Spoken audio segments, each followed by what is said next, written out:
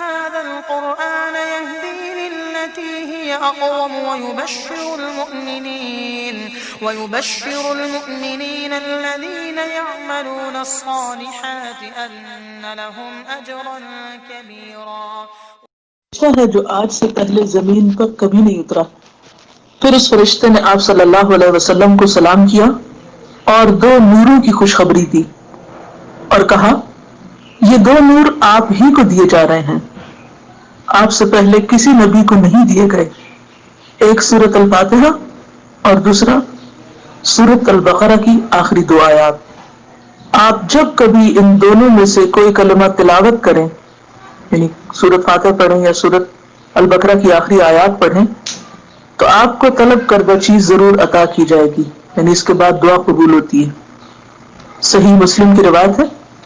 تو اس سے پتہ چلتا ہے کہ سورۃ الفاتحہ کتنی عظیم سورت ہے اور اس کا پڑھنا کتنا بابرکت ہے، اور اللہ سبحانہ و تعالیٰ نے رسول اللہ صلی اللہ علیہ وسلم پر خاص انعام فرمایا اور آپ کو یہ سورت عطا فرمائی. قرآن پاک میں آتا ہے وَلَقَدْ آتَيْنَاكَ سَبْعًا مِّنَ الْمَثَانِي وَالْقُرْآنِ الْعَظِيمِ، کہ ہم نے آپ کو 7 بار بار دہرائی جانے والی آیات عطا کی ہیں، اور اس سے مراد سورۃ الفاتحہ ہی ہے. ایک اور حدیث ہے جو بخاری کی ہے.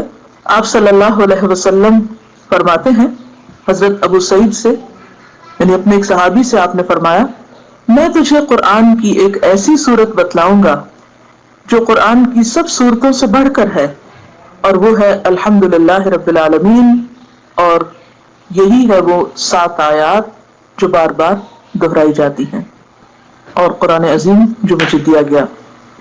حضرت ابو ہریرہ رضی اللہ عنہ فرماتے ہیں کہ آپ صلی اللہ علیہ وسلم نے فرمایا سورۃ الحمد ہی ام القرآن ام الکتاب، اور دہرائی ہوئی 7 آیات ہیں. یہ ترمذی کی روایت ہے. اس سورت کا نام الشفا بھی ہے اور الرقیہ بھی ہے.